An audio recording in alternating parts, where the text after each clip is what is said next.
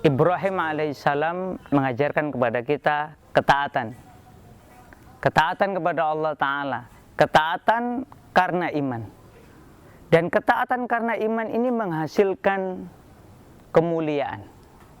Kemuliaan yang mendekatkan beliau dengan Allah Ta'ala.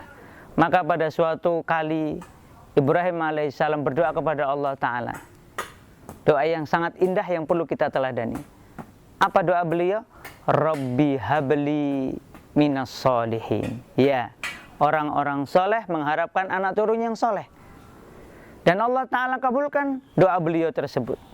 Allah Ta'ala keluarkan dari beliau, munculkan dari beliau seorang anak yang Allah sebut sebagai ghulamun halim. Anak lelaki yang halim, yang sabar, yang lembut, yang memiliki ilmu yang mendalam tentang agama ini. Dia adalah Ismail. Ismail kita kenal dalam 3 kisah penting.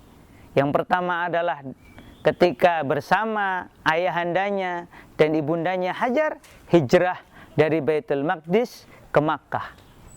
Yang kedua adalah ketika beliau diajak dialog oleh ayahandanya Ibrahim alaihissalam tentang apa yang diperintahkan oleh Allah Ta'ala kepada Ibrahim alaihissalam, yaitu Ibrahim melihat dalam mimpinya yang benar bahwa beliau diperintah untuk menyembelih Ismail. Maka Ismail dengan penuh keimanan kemudian memutuskan untuk mengiyakan. Inilah keputusan karena iman. Seorang anak yang soleh dari bapak yang soleh menerima perintah dari Allah Ta'ala, maka dia terima dengan lapang dada. Inilah ghulamun halim. Anak yang membantu orang tuanya untuk taat senantiasa kepada Allah Ta'ala. Dan ternyata Allah Ta'ala ganjar dengan sesuatu yang mulia, yaitu ketaatan Ibrahim dengan Ismail diiringi dengan pembebasan Ismail dari peristiwa penyembelihan, tetapi Allah ganti dengan kibas yang besar. Maka ulama menyebut Ismail disebut sebagai ad-dabih, anak yang akan disembelih. Kemudian ketika Ismail bertambah besar, dia sudah berumah tangga, dan kemudian datang perintah Allah yang lainnya kepada Ibrahim alaihissalam agar Ibrahim alaihissalam di dekat rumahnya, di dekat rumah anaknya Ismail membangun Baitullah kembali. Maka Ibrahim mengajak anaknya kembali, dan Ismail dengan segera mengatakan, "Njih, siap ayah, kami akan membantu."